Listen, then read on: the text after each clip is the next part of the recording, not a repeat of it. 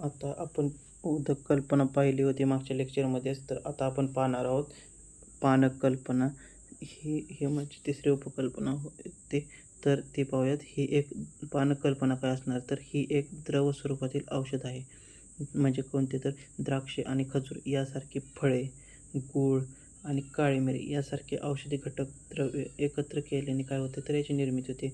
कोणते घटक द्रव्य सांगितले, जसे की द्राक्षे, खजूर यासारखे फळे, गूळ आणि काळी मिरी यांसारखे औषधी घटक काय द्रव्य काय केले, तर एकत्र केल्यामुळे जी कल्पना तयार होते त्याला पानक कल्पना म्हणतोय. तर याची परिभाषा पहिली पाहूयात आपण. ती असणार आहे, तर गुडाआम्लिकादी संस्कृतम उदक उदकादी द्रव पानक. म्हणजे काय सांगितले, तर गुडाआम्लिकादी म्हणजे गुळ, चिंचेचे पाणी यासारखे संस्कृतम उदकादी द्रवम इत्यादी पदार्थांपासून बनवले जाणारे जे द्रव मिश्रण असणार आहे त्यालाच आपण पानक असे म्हणतोय. एकदम सोपा श्लोक आहे, हेमाद्री टीकेनुसार असणार आहे हा श्लोक. याची निर्माण विधी कशी असणार आहे, तर ती पाहूयात. तर सर्वप्रथम जे आपण फळ निवडले आहे ते फळ घ्यायचे. त्यास काय करायचं, त्यामध्ये शीतल जल मिसळायचे आहे. कारण ही कल्पना हिम असल्यामुळे शीतलच जल असणार आहे. तर हे शीतल जल मिसळल्यानंतर काय करायचं, त्याचे मर्दन करायचे आणि चाळून घ्यायचे, म्हणजे एकदम बारीक ठेचून करायचे आहे. तर त्यानंतर काय करायचं आहे, त्यामध्ये मधुर द्रव्य मिसळायचे. कोणते, जसे की गूळ सांगितले आहे ह्यामध्ये, तर त्यासारखे एखादे मधुर द्रव्य मिसळायचे आहे. तर त्यापासून कल्पना तयार केली जाते, त्यास पानक कल्पना असे म्हणतो आपण. तर यामध्ये कसे असणार, तर ही आंबट किंवा बिन आंबट फळे, जे फळं असणार ते आंबट असणं किंवा बिगर आंबट असू शकते. हे फळ काय करायचं, थंड पाण्याचं पूर्णपणे कुस्करले जातात, म्हणजे बारीक करून घेतले जातात, चाळून घेतले जातात, एकदम ठेचून बारीक करू शकतो. तर त्यानंतर हे मिश्रण काय केले जाते, तर गाळून घेतले जाते आणि त्यात साखर आणि काळी मिरी, म्हणजे साखर म्हणजे काय, तर मधुरादी द्रव्य कोणते, आणि काळी मिरी म्हणजे औषध द्रव्य हे मिसळले एक उत्कृष्ट पेय तयार होते. याच पेयाला आपण काय म्हणतो, तर पानक कल्पना असे म्हणतो. तर याचा सिद्धांत जो असणार आहे तो असणार आहे की तोय किंवा अग्निसन्निकर्ष व मर्दन.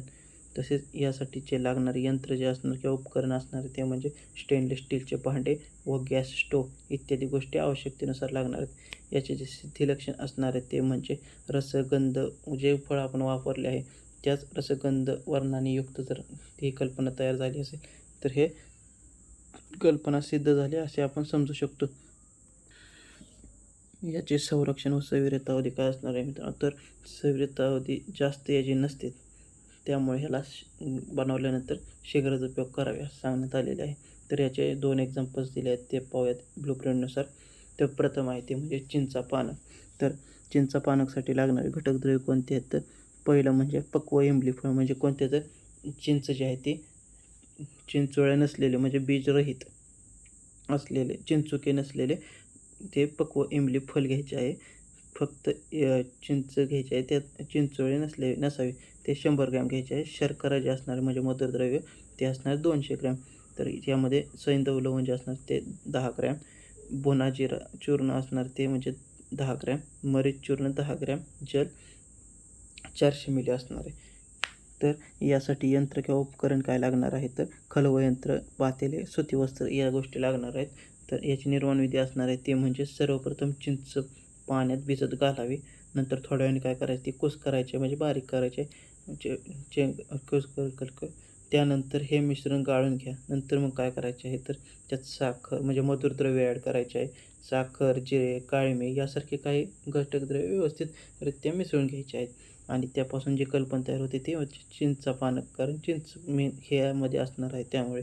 तर उपयोग काय असणार आहे याचा, तर चिंच पानक काय करू शकते, तर दीपन करू शकते, पाचन करू शकते, अरुची यांसारख्या गोष्टींमध्ये पानक कल्पना आपण रोग्यास देऊ शकतो.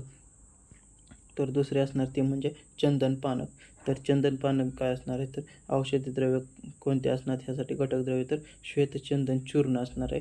दुसरी ते असणार 100 ग्रॅम, शर्करा जी असणार आहे ती 250 ग्रॅम, निंबू रस जो असणार आहे तो असणार 10 मिली, आणि जल जे असणार आहे ते म्हणजे 400 मिली असणार आहे.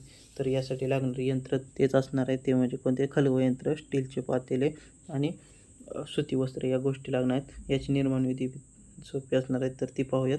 पांढऱ्या चंदनाची पूड एका भांड्यात घ्यायची आहे आणि त्या पाण्यात त्यामध्ये पाणी घालायचे आहे. मग हे जे मिश्रण असणार आहे ते रात्रभर ठेवायचे आहे आपणास. दुसऱ्या दिवशी काय करायचे आहे तर हे मिश्रण गाळून घ्यायचे आहे. काय करायचं तर चंदनाची एका पूड घ्यायची आहे. पांढरे चंदन, श्वेत चंदन सांगितलं ना, त्यामुळे चूर्ण जो आहे तो ॲज इट इज भांड्यामध्ये घ्यायचा आहे. त्याचमध्ये पाणी घालायचं आहे. जेव्हा हे मिश्रण रातभर भिजत ठेवायचे आहे, मग दुसऱ्या दिवशी काय करायचं आहे तर हे मिश्रण गाळून घ्यायचे आहे जे भिजत ठेवलं होतं ते. त्यामध्ये आता काय करायचं, आता त्यामध्ये साखर घालायची म्हणजे मधुरद्रव्य ॲड करायचे आणि हे मिश्रण शिजवून घ्यायचे आहे. शिजवून घेतल्यानंतर काय करायचं ते थोडे दाटसर झाले की गॅसवरून खाली उतरवायचं आहे. नंतर त्यामध्ये लिंबाचा रस टाकायचा आहे आणि हे पुन्हा एकदा गाळून घ्यायचं आहे. तर यापासून जी कल्पना तयार होणार आहे ती असणार आहे चंदन पानक कल्पना. तर ही होती चंदन पानक कल्पना. तर आता याचा उपयोग काय असणार आहे तर चंदन हे कसं आपल्याला माहीतच आहे की शीत असते, तर त्याचा उपयोग बी त्यानुसारच असणार आहे. ते म्हणजे दाह, मूत्रविकार, तृष्णा यांसारख्या विकारांमध्ये आपण याचा वापर करू शकतो. ही होती चंदन पानक कल्पना व पानक कल्पना. तर आता आपला हेमच्या पूर्ण उपकल्पना संपलेल्या आहेत.